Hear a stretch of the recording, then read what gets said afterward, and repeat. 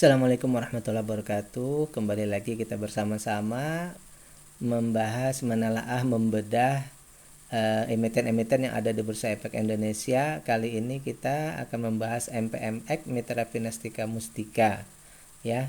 Dari sudut pandang analisa fundamental, maksudnya dari sudut pandang laporan keuangan yang sudah dikirim ke Bursa Efek Indonesia, ke IDX, dan sudah disarikan oleh beberapa lembaga atau sekuritas. Kita bisa mengambil dari beberapa tempat tersebut, kemudian kita sarikan untuk sampai pada sebuah kesimpulan, ya. Simpulannya adalah nanti bisa masuk atau belum bisa masuk, ya.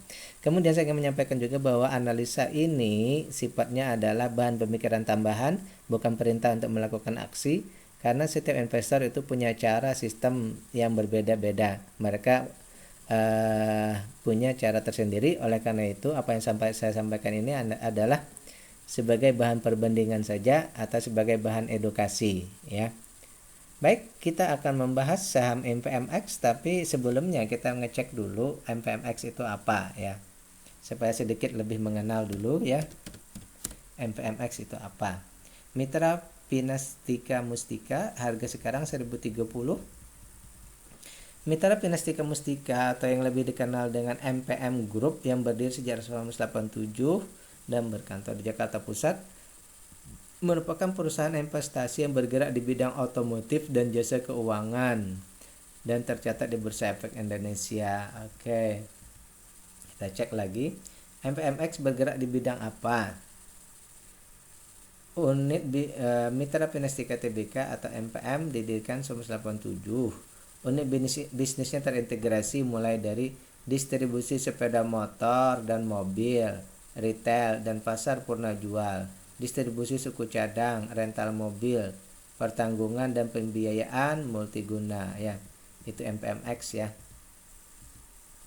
Kita cek lagi, tadi bergerak di bidang apa sudah, milik siapa?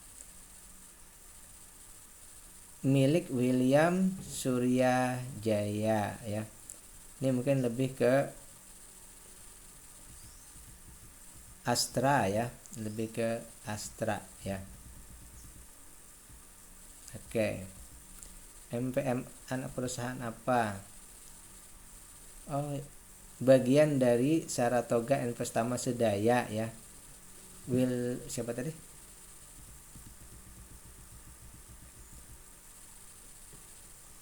William Suryajaya. Oke. Hubungannya dengan Saratoga Investama, ya. Saratoganya ini adalah perusahaan investasi. Oke, salah satunya di Saratoga ini adalah Bapak Sandiaga Uno, ya. Baik, kita cek dulu di gambarnya, ya, sebelum kita cek beritanya. MPM, ya. Ini kendaraan tadi, ya, penjualan kendaraan bermotor, ya. Sini ada Honda, ya, ada Honda. Oke. Terus di sini ada penjualan oli dan spare partnya. Oke. MPMX milik Sandiaga Uno dan Edwin Suryajaya. Oke.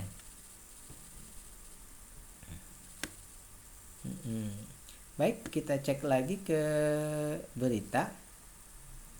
Melorot 20%, laba mitra MPMX 2023 sisa 522 miliar. 3 jam yang lalu, ya. Laba berarti labanya menurun 20%, ya. Terus berita 1 hari yang lalu pendapatan MPMX naik 8%. Ini mungkin kuartal 1 2024, ya. Sementara yang dibahas yang di atas ini adalah laporan tahunannya, ya. Ini rekomendasi saham MPMX yang menargetkan pendapatan naik 5% 1 bulan yang lalu. Upaya MPMX keruk cuan dari momentum lebaran. 2 petinggi MPMX kompak borong saham di harga bawah. Oke. lini bisnis otomotifnya menggeliat. Baik, sekarang kita bahas laporan keuangannya ya.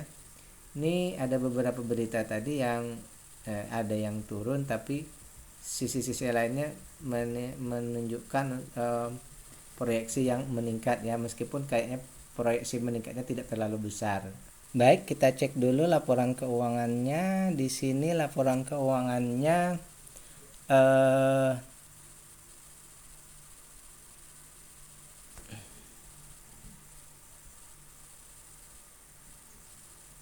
baik, ini laporan keuangannya, harga sekarang di 1030 ya, harga sekarang di 1030. Sementara nilai perusahaan, nilai asetnya keseluruhannya itu kalau dibagi per lembar saham, maka nilainya adalah Rp1.369 per lembar saham. Sementara harga di bursa hari ini ya 1030 ya. Berarti harga sekarang baru di 75%-nya dari nilai perusahaan. Jadi harga yang ada di bursa itu baru 75%-nya dari harga perusahaannya ya. Jadi ini berarti ada nilainya di bawah ya. Berarti nilai perusahaan, nilainya sekarang itu berada di bawah nilai perusahaan. Berarti ada kemungkinan perusahaan ini akan bertumbuh ya, besar untuk bertumbuh menjadi wajar, kemudian naik lagi menjadi mahal ya. Berarti ada besar kemungkinan untuk menjadi bagger atau multi bagger. Oleh karena itu saya menyimpulkan bahwa perusahaan ini akan bertumbuh dengan baik atau bertumbuh kembang ya. Jadi dari sini perusahaan ini ada ruang untuk bergerak jauh lagi sampai ke valuasi mahalnya ya. Baik, sekarang kita ingin melihat perusahaan ini dari segi harga sekarang, apakah kemahalan atau masih murah ya. Kalau tadi kita membandingkannya dengan perusahaan, bahwa harga sekarang ini dibandingkan nilai perusahaan masih di bawah. Sekarang kita ingin mengecek lagi dari segi nilainya, apakah sekarang ini kemurahan atau kemahalan. Maksimal kita membeli saham ini nanti di harga 1180. Usahakan untuk tidak membeli di atas dari harga itu ya. Baik, sekarang kita perbandingkan harga sekarang dengan harga maksimal kita boleh membeli. Itu harga sekarang baru di 87%. Berarti tentu saja ada ruang ya. Berarti 13% ya. 13% diskonnya. Nah, untuk diskon sebesar 13%, saya mengkategorikan bahwa harga ini sudah berada di harga wajar, di rentang wajarnya ya. Harga sekarang berada di rentang wajar. Jadi kalau kita membeli perusahaan ini, membeli saham perusahaan ini, maka kita tidak mendapatkan diskon. Saya anggap saja tidak mendapatkan diskon, tapi memang harganya seperti itu ya. Memang harganya seputar harga tersebut.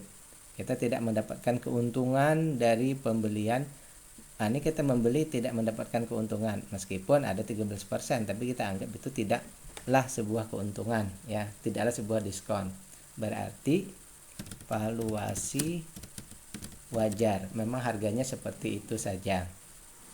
Nah, kita ingin mengecek lagi dari dua data ini, apakah perusahaan ini peduli dengan investor ya. Kita cek dulu, ternyata sering sekali perusahaan ini membagikan dividen, persen dividen itu sebesar 70%. 70% itu termasuk saya anggap sangat besar ya. Berarti 30% disisakan untuk pengembangan perusahaan. 70%-nya dibagi kepada pengendali, kepada investor ya. Ada kecenderungan bahwa saham-saham yang berada di bawah naungan Saratoga itu biasanya memberikan dividen yang besar ya, terutama kepada pengendali ya. Otomatis investor retailnya pun ikut kecipratan ya. Nah, dari Rp118 ini ya dibagikan kepada investor itu 70%-nya. maka nanti proyeksi kita akan, kalau kita berinvestasi di sini, kita akan mendapatkan Rp82, sekitar Rp82 ya. Nah, dari Rp82 ini kan kalau di harga sekarang kita beli kan. Nah, maka selama setahun kita menunggu, anggap saja kita beli di harga 1030 tadi. Selama setahun kita menunggu, kita mendapatkan imbal baliknya itu sebesar 8% ya. Jadi nunggu setahun kita dapat 8%. Jumlah saham kita tetap ya, jumlah saham kita tetap, tetapi kita mendapatkan keuntungan langsung 8% setahun ya. Nah, dari sini saya menyimpulkan bahwa dengan DPR, dividend payout ratio-nya 70% dan persen yang kita dapatkan itu 8% setahun, maka saya menyimpulkan bahwa dividennya besar ya. Dividen untuk yang dibagikan perusahaan untuk investor di perusahaan ini, dividennya besar ya. Ini termasuk kalau bagi kita yang investor, ini termasuk salah satu yang menjadi pertimbangan kita ya. Bagus, kenapa? Karena 70%-nya tadi ya. Baik, dari situ, dari valuasi, perusahaannya akan bisa berkembang lagi, namun kita beli saat ini di harga yang tanpa diskon, tetapi kita dapat dividen ya, dapat dividen yang besar. Sekarang kita mau mengecek ketahanan perusahaan ya. Perusahaan tidak punya hutang berbunga, hanya ada punya tanggungan-tanggungan yang tidak berbunga ya, sebesar 41%, maka saya simpulkan hutang perusahaan ini aman. Nah, kenapa di situ simpulkan aman? Dari hutang yang sedikit ini otomatis akan tercermin dari perusahaan yang membagikan dividen besar. Jadi kita nanti punya satu patokan bahwa apabila hutang yang tidak banyak, maka tentu saja akan berdampak baik kepada dividen yang dibagikan oleh perusahaan. Akan aneh apabila hutang tidak banyak tetapi perusahaan tidak membagikan dividen atau dividennya kecil, maka itu ada sesuatu yang anomali ya. Tapi dari sini kita melihat bahwa perusahaan ini sesuai saja. Artinya tanpa hutang, kemudian membagi dividen yang besar. Hanya mungkin tadi karena investor ini merasa perusahaan ini baik, lalu valuasinya sudah berada di valuasi yang wajar ya. Mungkin karena sangat baiknya ini lalu divaluasi di harga yang wajar. Kemudian juga perusahaan menjual sahamnya ke masyarakat atau IPO itu sebesar 33% ya. Dengan jumlah 33% ini berarti pengendali masih punya 67%. Berarti saya menyimpulkan bahwa pengendali bukan retail. Retail itu apa? Retail itu adalah pemilik saham tapi jumlah sahamnya kurang dari 5%. Berarti di sini masih ada 67% yang mempunyai saham di atas 5%. Berarti ini kita kategorikan sebagai pengendali bukan retail. Ini sangat bagus ya. Terakhir, bagian terakhir ini yang agak sedikit yang kita sedikit agak kalau sebenarnya ternyata saham di perusahaan ini semuanya berbentuk digital ya. Saham di perusahaan ini semuanya berbentuk digital, artinya setiap saat sahamnya bisa saja diperjualbelikan ya. Artinya si pengendali tadi pun saham mereka semuanya berbentuk digital. Jadi kalau suatu saat mereka mau memperjualbelikan dengan langsung, mereka bisa saja melakukannya ya, tanpa harus menunggu pengalihan saham mereka dari bentuk warkat ke non warkat. Ini semuanya sudah non warkat ya. Oleh karena itu saya menyimpulkan pengendali bisa trading. Pengendali bisa saja menjual sahamnya seketika ya. Apabila ada keperluan langsung dijual ya. Nah, dari data yang kita dapat ini, saya mengambil kesimpulan bahwa sebenarnya perusahaan ini sangat baik dari segi valuasi, dari segi dividen, ketahanan, dan pengendalian mereka itu sangat baik. Hanya saja harga sekarang ini mungkin pada saat pembahasan kita saat ini adalah harga ini memang di harga wajar karena orang sudah membelinya di masa-masa yang lalu ya. Sebenarnya kita agak terlambat sedikit di sini ya. Perusahaan ini sangat bagus, hanya saat pembahasan kita ini kita sedang berada di harga wajarnya ya. Andai kata pembahasan kita mungkin 2 atau 3 tahun yang lalu, mungkin saja masih berada di di valuasi yang murah. Oleh karena itu saya tetap mengambil kesimpulan bahwa kita harus menunggu ya, menunggu valuasi murah. Kenapa saya tetap berpedoman bahwa menunggu valuasi murah? Karena dengan valuasi yang wajar nih tadi, yang kita khawatirkan adalah harga turun dulu menuju ke valuasi murah. Nah, dengan menuju ke valuasi murah otomatis harganya turun dulu. Nah, otomatis di situ capital gain kita akan menurun.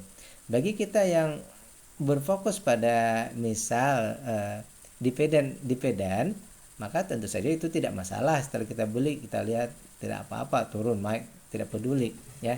Yang penting kita fokus pada dividen.